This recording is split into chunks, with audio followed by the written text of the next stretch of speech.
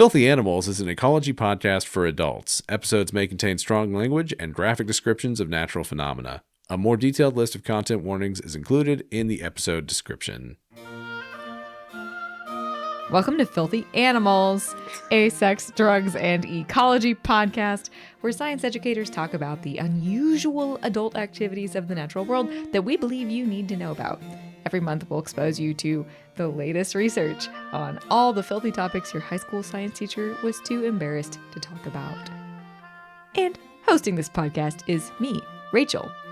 Also, Me, Alan. And me, Nicole. Yay. Yay. Today, I wanted to talk about a topic that is already near and dear to us, of Bees. course. Uh-huh. Yeah, bees. It's And bees.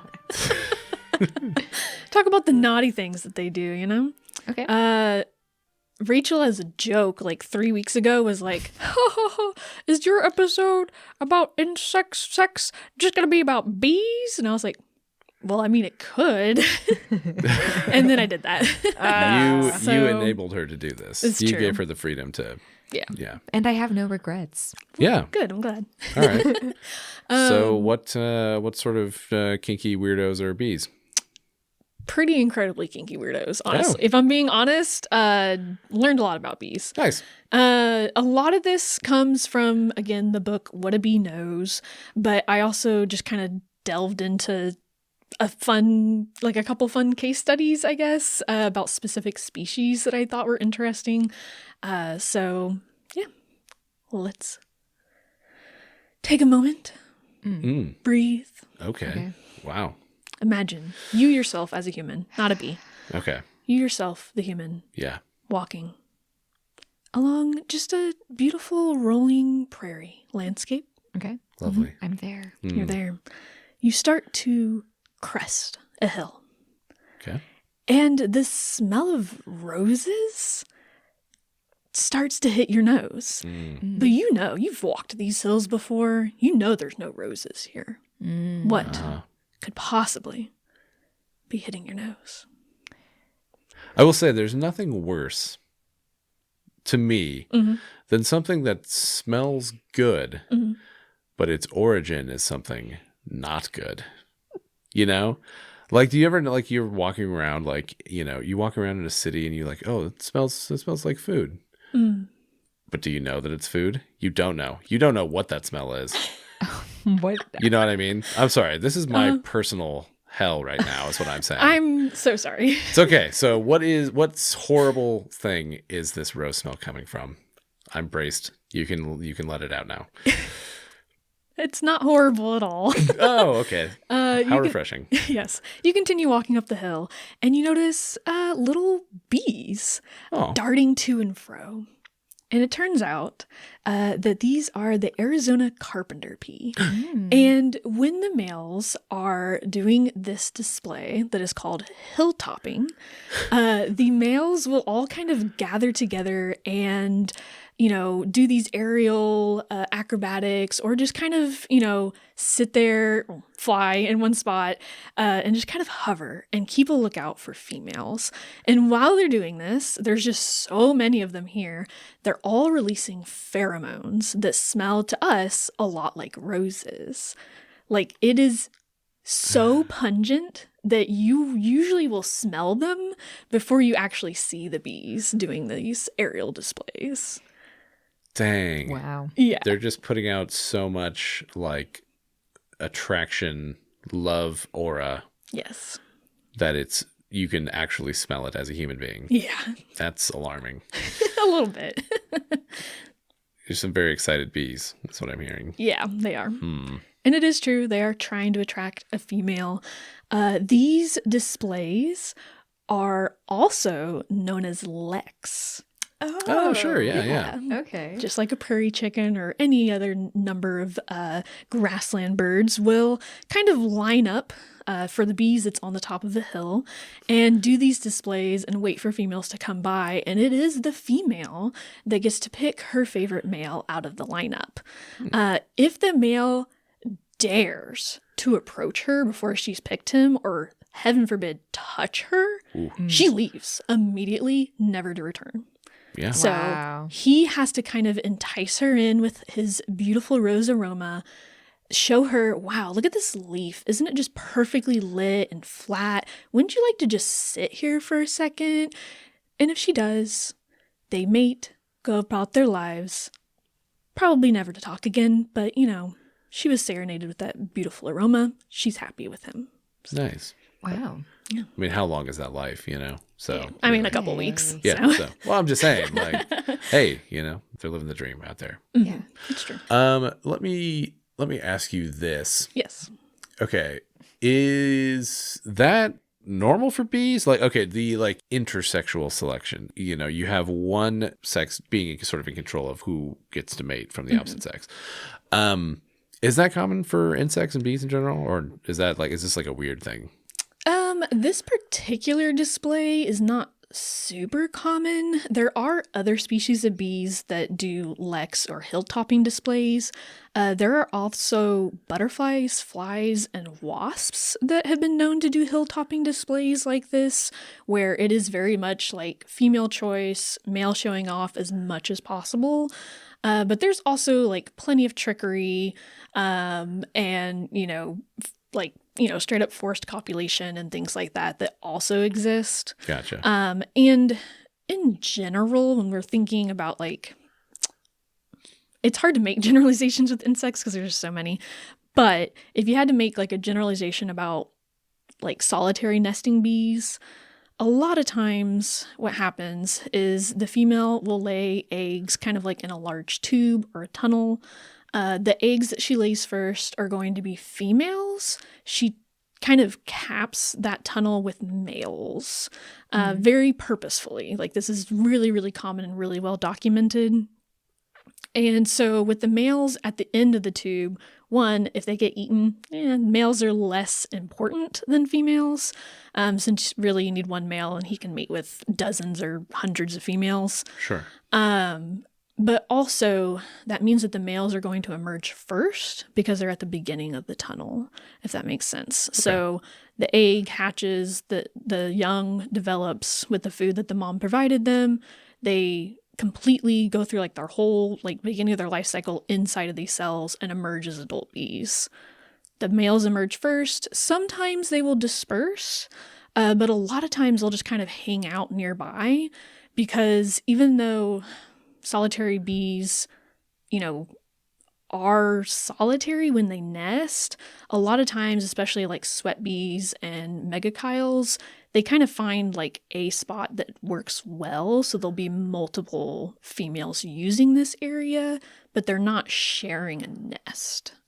So the males will just kind of hover around and wait for the females behind him to emerge and then mate with the females. And yeah, so...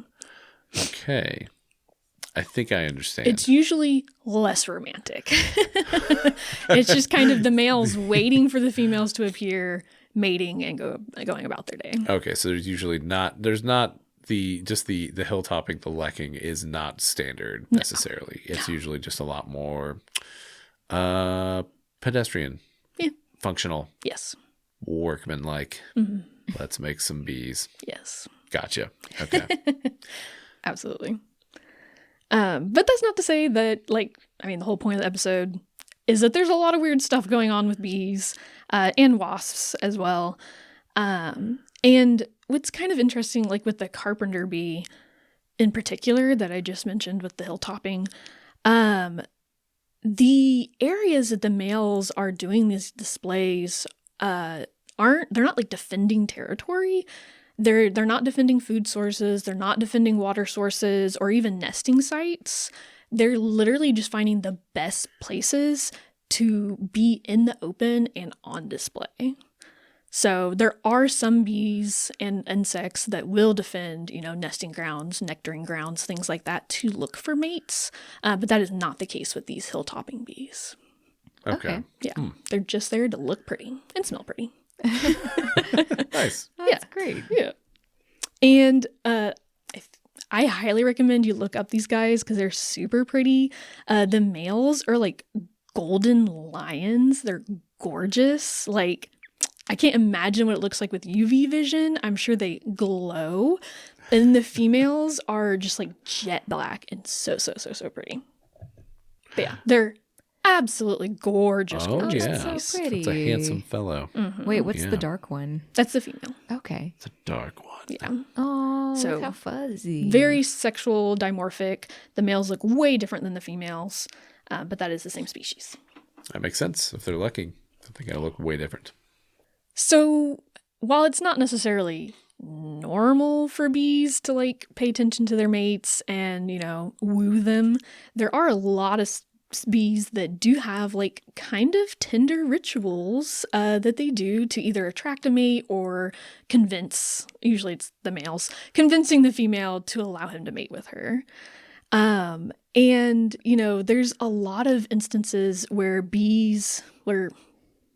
there's a lot of instances where the males will find the female, kind of like, you know, dance around and invite her over to this like secluded area away from all the other guys, and spend sometimes like several minutes wooing her. And this can look like a lot of different things. It can be like tender caresses on her abdomen or on her antenna, especially antenna, because there's a lot of sensory organs on an antenna. So he'll rub his little forelegs on her antenna. It's like bee foreplay. Yeah, Right, it yeah. really is. Sometimes they'll like mount each other and buzz and like, yeah. Okay. Yeah. Okay. And sing her a little rhythmic song. In case you were curious, they have measured this, 450 hertz. It's close to the A above middle C is the bee sex song. Can you sing it for us? No. Why not? I don't know There what could be that is. bees listening. We don't want to. Yeah. Aw. But in this particular species, I think it was like 1 buzz a second or something like that. So it's about what it averages out to. I mean, if you've got that in your repertoire, you would. I mean, you got to use it. Yeah. Like, you know, sexually. Yeah. Buzzing Right? isn't just good for pollination. You're not wrong. Yeah. I was waiting for you to tell us that bees bring each other flowers too. No, not to my knowledge, at least. I'm sure there's probably at least one bee that does, you know? Yeah. This is wildly romantic sounding. Yeah. Yeah. Very sensual. Yeah. Yeah. Like I mean, several minutes? several minutes. Like, Yeah. that's unusual even in the mammal world. Like, Yeah. No, I mean, like, yeah, birds typically copulate for seconds. yeah. Now there's a lot that comes before that. Yeah. Depending on the species. But Yeah, but I mean, usually when they get down to it, it's pretty straightforward. Yeah.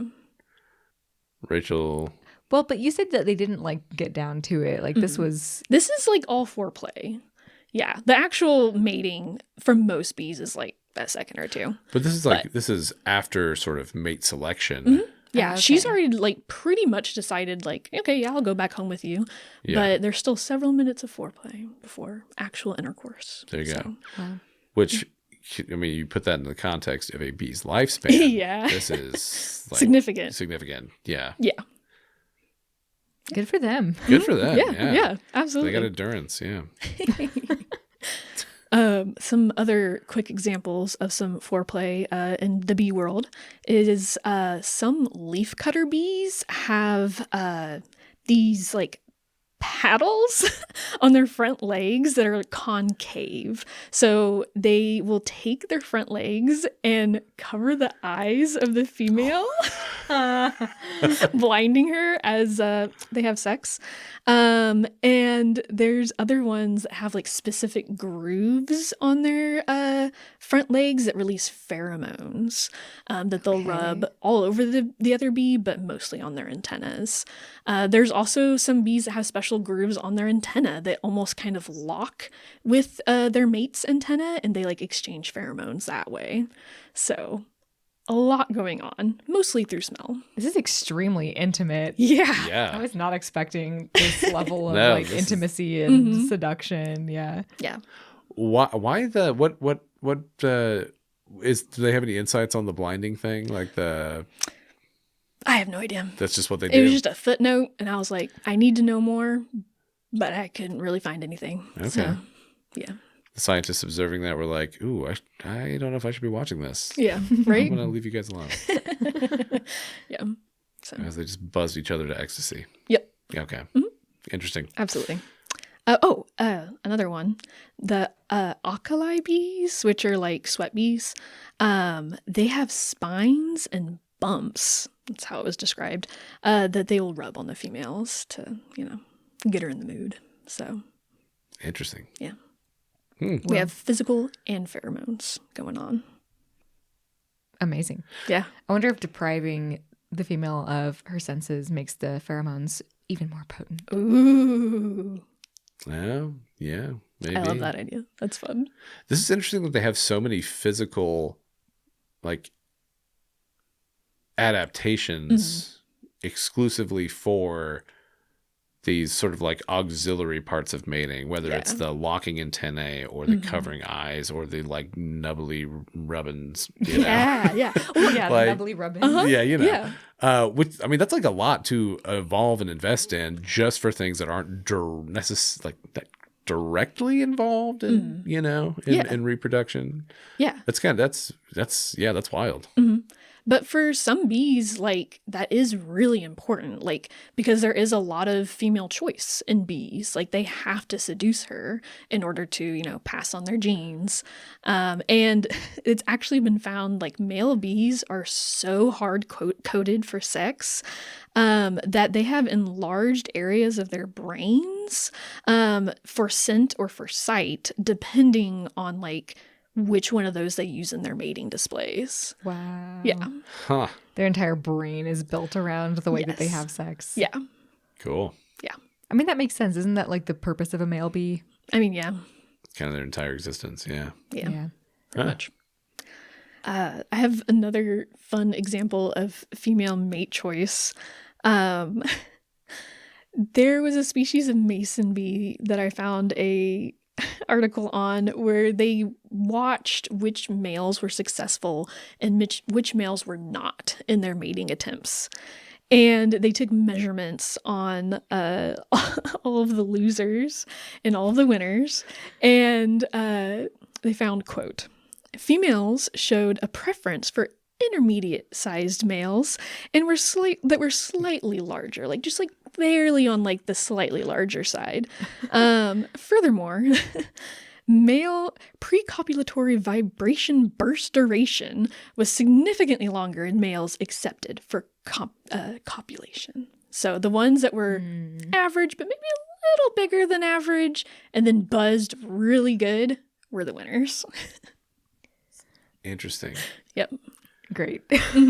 I love that they took the time to like really dive into this. And now, yeah. I love the idea of a scientist with some sort of probe trying to measure the burst frequency of the buzzing of these bees while they're having sex. Like, does that kill the vibe at all, you think? Like, I mean, some of them were still successful, so, Yeah, right. Yeah, I mean, they're doing this out in the wild with, who knows how many other organisms present all the time. So, True.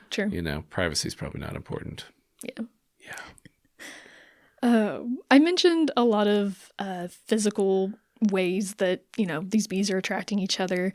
But in addition to the bee that we mentioned at the beginning using scent, there's also a whole family of bees called orchid bees that use all sorts of different scents to attract a female.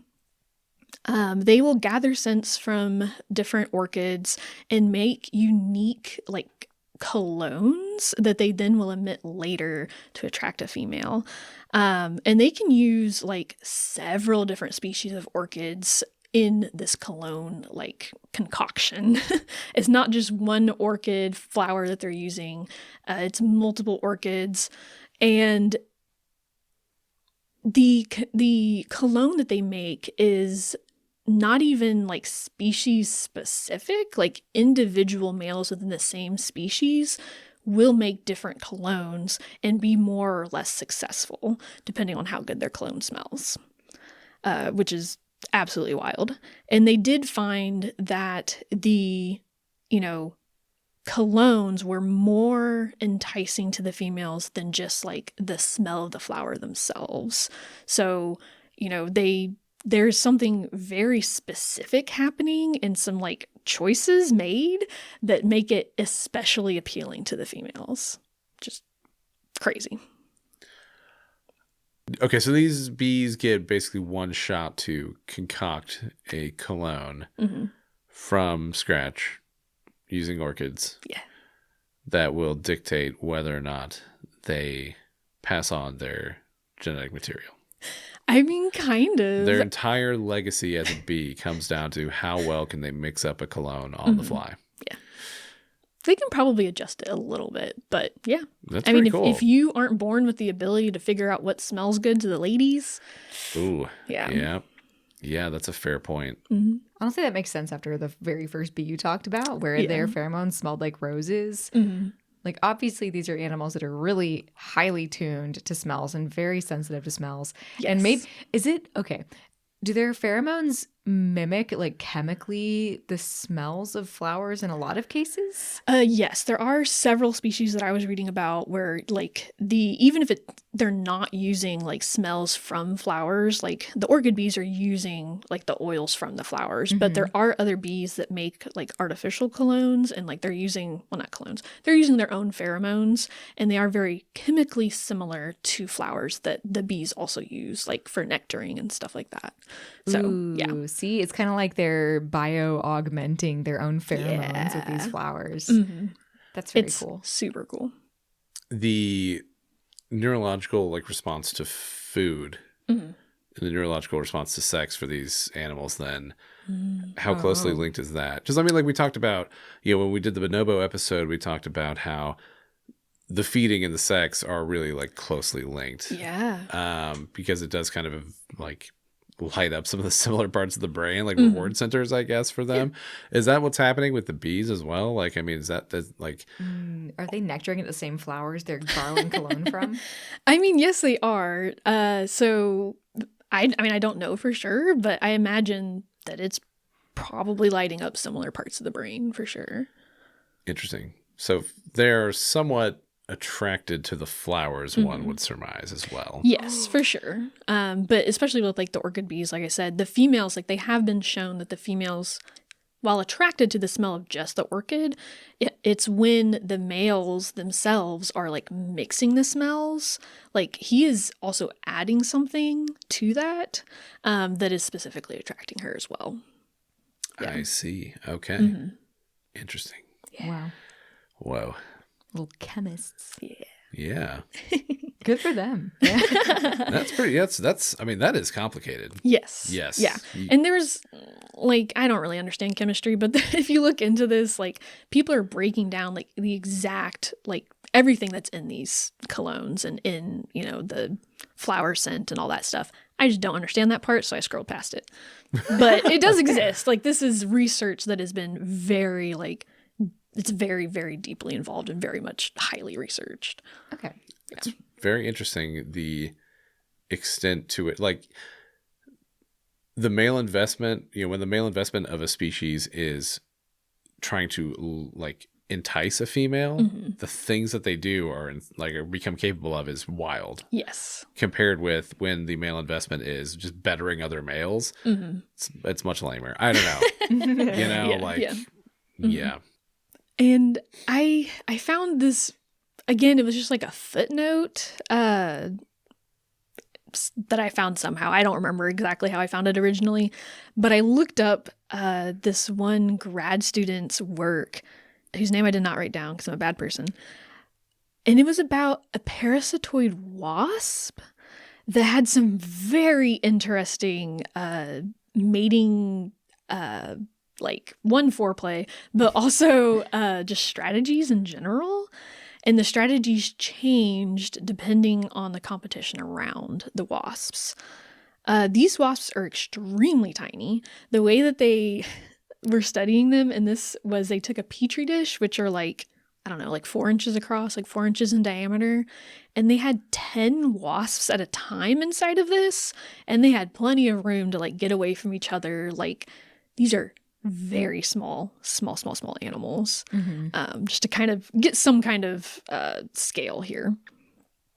But essentially, the males, since they are parasitoids, all of the, mama wasp comes by, lays her eggs in a bunch of moth eggs that are kind of in one grouping.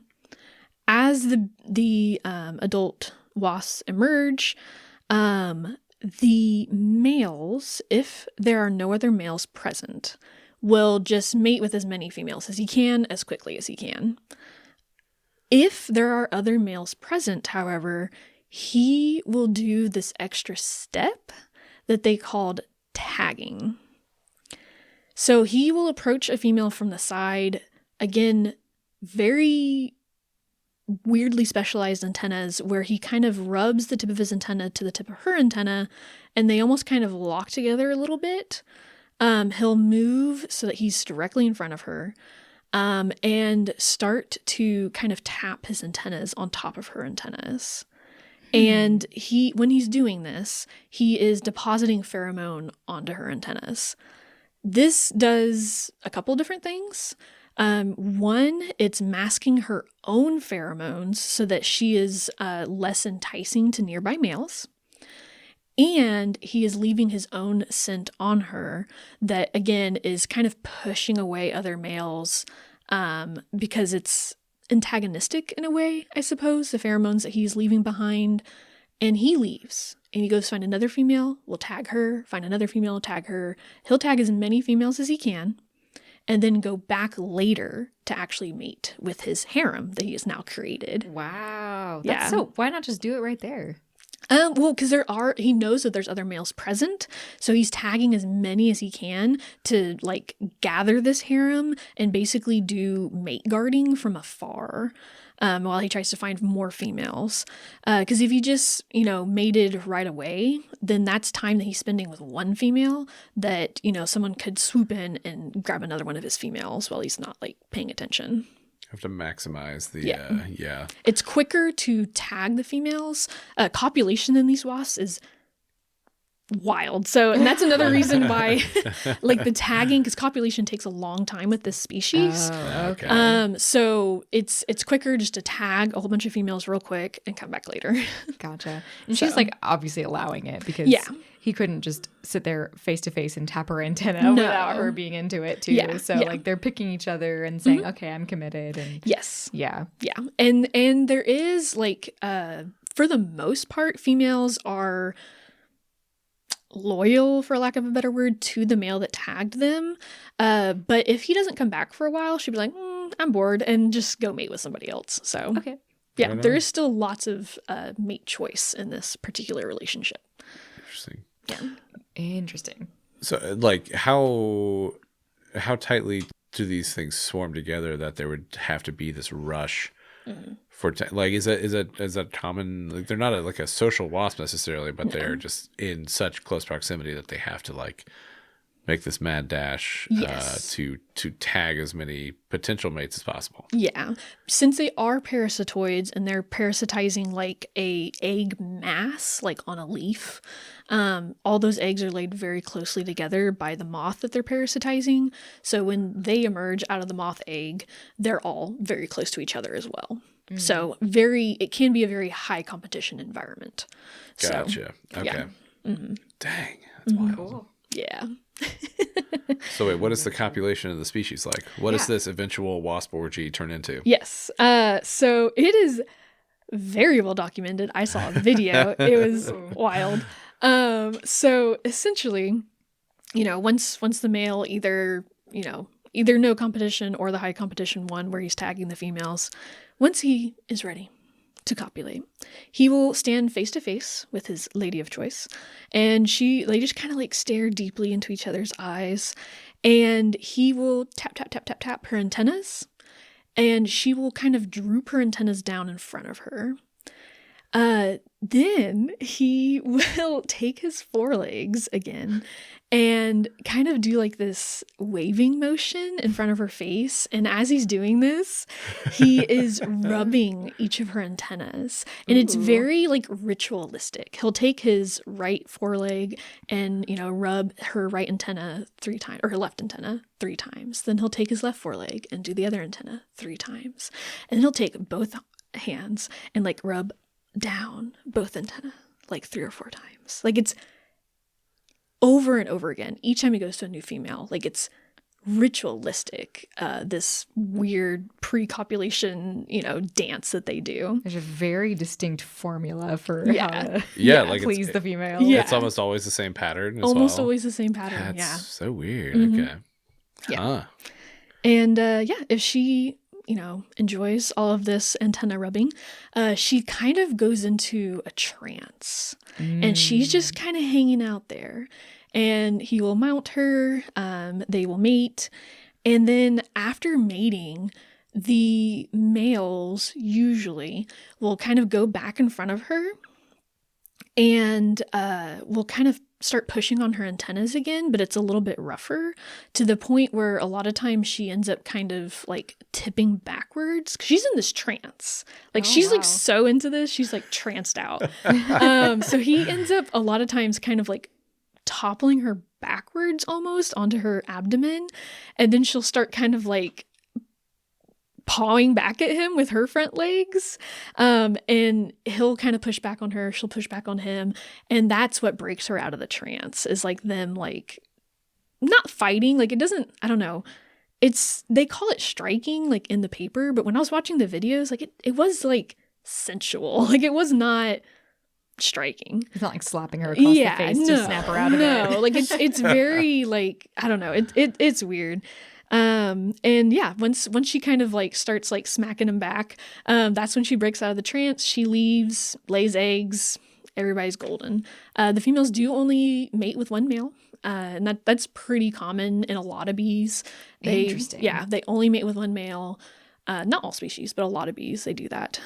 So that is another reason why the males have like this drive to be the best smelling, the best dancers, they have to be the best, because she is only going to mate with him. And he knows that those are going to be his babies. Yeah, it's like guaranteed. Yeah. Yeah. Dang. Cool. Mm-hmm. Okay. Yeah. Absolutely wild. And like I said, there are videos. We'll have a link in the description. It's fascinating. Great. But yeah, it's absolutely wild. And then then there's the honeybee. We can't not talk about honeybees. Nothing tender about them. We're just turning this into a dunking on honeybees. Yeah, again. I gotta. Is it the fuzzy eyes? Or are they just not into the fuzzy eyes? I don't know, man. It's hard to look at each other. Yeah. That must be it. But male honeybees, they're basically parasites of the nest. They beg for food until they're thrown out eventually. And their only purpose after that is to mate, which is true for a lot of bees. But the way that they go about it is aggressive, to say the least. Multiple males will swarm whenever there's a virgin queen, and they are swarming her in midair as she's doing her nuptial flight, is what it's called.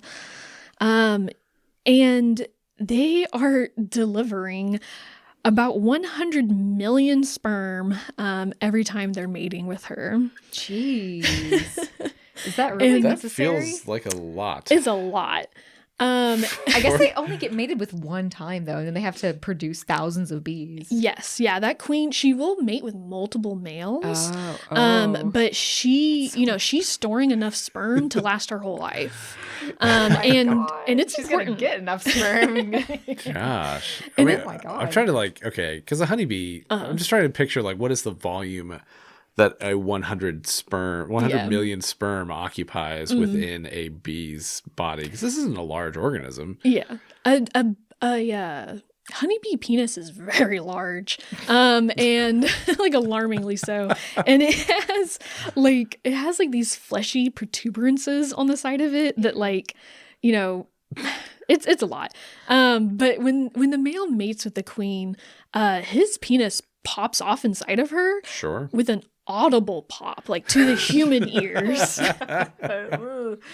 Like from like several feet away. Several feet away?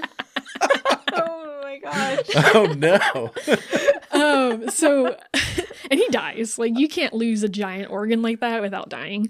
Wow. Is that so that is that it's a that's lot. that's not typical of solitary bees though. No. Losing severing self-amputating your penis after mating. Correct. Is yeah. it self-amputation or does it just get stuck and they just like It's those Unclear. fleshy protuberances. Yeah. Get stuck in there. Yeah, poor design. Yeah. But it is important, like you were saying earlier, Rachel, like she needs a lot of sperm. She needs this to last the rest of her life. The females can lay 1,000 or more eggs, or queen can lay 1,000 or more eggs like a day. Wow. So, and that's for several years. And if she stops producing eggs, her hive is going to turn on her and kill her and make a new queen. So, yeah, she needs as much sperm as she can get. Except he left a giant penis in her. Like, how does she? Yeah, She have to like pull it out while mid-flight. how do you physically deal with that? Good question. Just eject that thing out of there. Yeah, I mean, she stores them. Like she doesn't like The penis?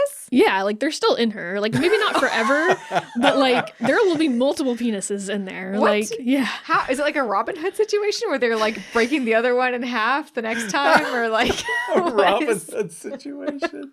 I don't rightly know. I think Wow.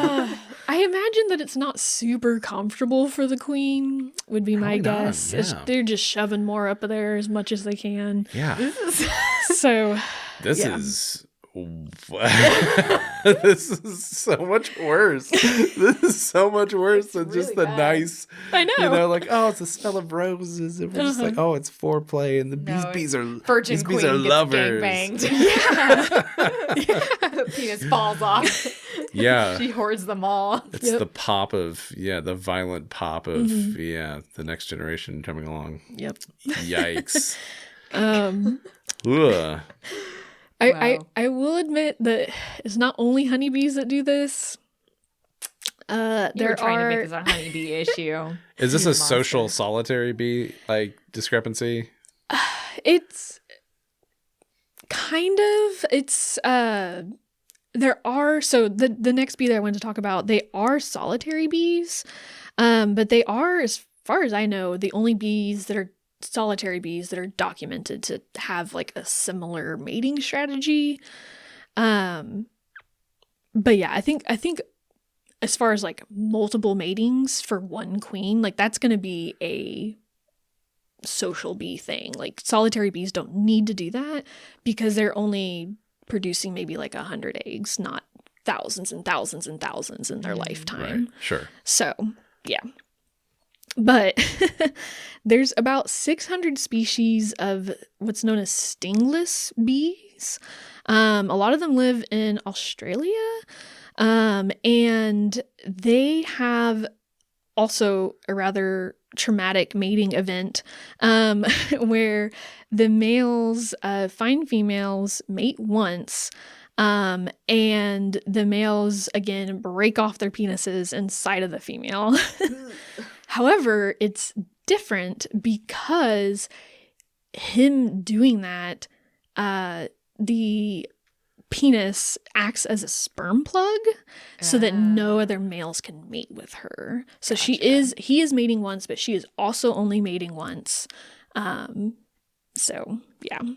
It seems much Interesting. more beneficial to lose your penis over that. If you're going to lose your penis, I mean, you might as well make it count. Yeah. Mhm.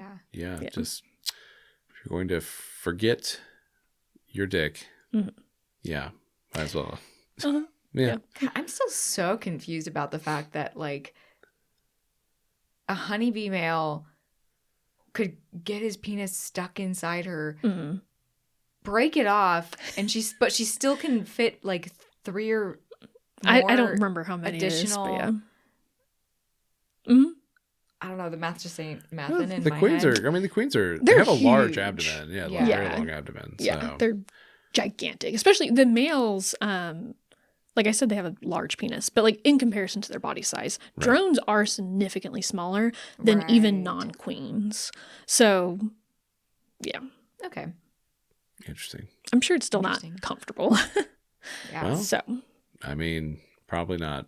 She just keeps them forever, like as a badge in her hive. I mean, honestly, I'm not sure. She might eventually expel them, but I mean, she uses that sperm, so her whole life. So I'm not sure. Wow. Is that losing like their copulatory appendage? Is that like breaking off? Is that in any way fatal to the drone? Oh yeah. It's 100%. It's like if they were to sting something and have that pulled out. How much of their internal, like, how much of that also comes off with the penis? I mean, I'm just curious. It's a big, because I saw pictures, and I don't really understand honeybee anatomy, but it's like a big appendage that's snapping off of them, and like, Is it snapping or ripping? unclear. Well, I think that I just remembering the pop. Pop. Well, and this, because there are a lot of animals that can choose to amputate parts of their body. Sure. Yeah. So, like, honestly, I think that is what's happening with these bees. Okay. Like, I mean, is there probably some ripping? Probably. But, like, it's probably also, like, constricting of, like, blood vessels and stuff. Yeah, like there's like a zone within that's supposed to be break broken. off. Yeah. Interesting. I'm honestly not 100% sure, though. Sure. Whoa. Okay. It's a lot. And like when the males, like if you find like slow-mo like video of this, like you can see like a string of like guts like following the males as they like pull away. It's a lot. Oh, there's those fleshy protuberances. Yeah. Yeah. Okay. Wait, I want to see. I mean, these things are like these things are like 1/3 to 1/4 penis. Yeah. It's a lot. Yeah. That's a lot going on there. Yeah. Yeah. Oh, that's not what I expected. It's very hinged. Yeah, no, it's not precisely phallic. It is. No. It's something else altogether. Fist. Yeah. Yeah, with like a claw on it. Yeah. Yeah. Now, yeah. Oh, maybe the claws like bloop inside there. Yeah, that just makes it seem more uncomfortable for the queen to have 3 or 4 of those in there. I have something to admit to you guys. No. The penis of these solitary stingless bees are much more traumatic looking than the honeybees. Oh, no. Traumatic? Okay. It's not like the fleshy arms of the honeybee penis. It's more of a spike. God. Oh no, like a stinger, but phallic. Yeah, it's like you know those little stickers that you get like that are seeds. Sure. Yeah, it's like that, but like up your hoo ha, and they do remind That me. is a scientific term. Yep. Yeah. They do remind me of like drywall anchors or like an IUD. Oh no. Where like, you know, you stick it up there and then it like opens and like that's how it stays. Sure. Yeah. Yeah. Okay. Drywall anchor IUD penis. Yeah. So that's what they look Oh. like. They literally look like little stickers. Very sharp looking. Sure. I didn't really look into it that much because it makes my insides go ugh. Right, as far as naturally. like, are they actually spiky? Caltrop. Oh my god. Yeah. It's gnarly. So that's fun. When did know? It was just so much nicer at the start of the episode. Yeah. Now we got into the like I don't even know where we're at now. I don't like it. I'm sorry. You can't. I mean, it can't be all be roses, you know. Sometimes it's. No, I guess not. Were you waiting the whole episode to say that? No, but I was really proud of that when I just thought of it. So. Has anyone checked the like Bad Dragon website to see if they have any bumblebee honeybee inspired? I'll do it right now. I'm sure it exists somewhere. You know- Maybe not on Bad Dragon, but somewhere. Like, For did somebody pitch that in a meeting and then get fired from Bad Dragon? Like, You no, want this- it to be like an IUD. No. we wondered where the limit was, and I think we found it. You could go. Oh my Yeah. god. Okay. Yeah. Bees are just magical, you know. From Yeah. from the delightful antenna rubbing and cologne making and blindfolding Yeah. to, quick one and done moments of ecstasy where your penis pops off. A bee's love life is truly unique and worthy of your fascination, I think. So thanks for coming along with me on this ride. That was an interesting ride. It was a journey. Yeah. Yeah, I feel like I'm going to be fleeing from these thoughts about bee penises, much like a virgin queen flees from her pursuing males. Yes. I wish we'd done this episode backwards so we could have started with the, The traumatic stuff. the dick snapping gangbang, and then left it with the like, oh, we're just playing around, we're just covering each other's eyes, we're just batting each other with our antenna and buzzing, and yeah. Oh, you like that? Hey, I can do it again. See, that's just way nicer. Yeah, I mean, you're not wrong, but I had to trick people into listening, so. Why has nature got to be like this? Yeah. Yeah. It sure runs the gambit. Yep. Oh, should we do an outro? Yeah. Cool. Woo, woo, woo, woo, woo. Oh, that was a bee dick. Hold on. Thanks for listening to this episode of Filthy Animals. This podcast is produced by Grassland Groupies, dedicated to spreading scientific literacy in the interest of preserving our favorite natural resources on this filthy planet. You can't say you didn't learn anything from this episode. Yeah. Send us fan mail at 429 South Broadway, number 69. We didn't request that. They just gave it to us. So here we are. That's Wichita, Kansas, 67216. Other social media and contact info is in the notes. So Nicole, Yes. you are required to give us brain bleach. A wholesome fact after that filthy display you just made in this studio. What do you got for us? I got a truly fun fact that will benefit nobody. Great. And, that kind of trivia fact. Yeah. Cool. Our favorite. Yes. Minnesota. Okay. Wasn't expecting that to start this way. Go ahead. Yeah. Minnesota is the only U.S. state with a state bee that isn't the honeybee. Are you serious? Wow. Yeah. They picked the rusty-patched bumblebee. Aww. Go Minnesota. I love it. Minnesota. That's really nice.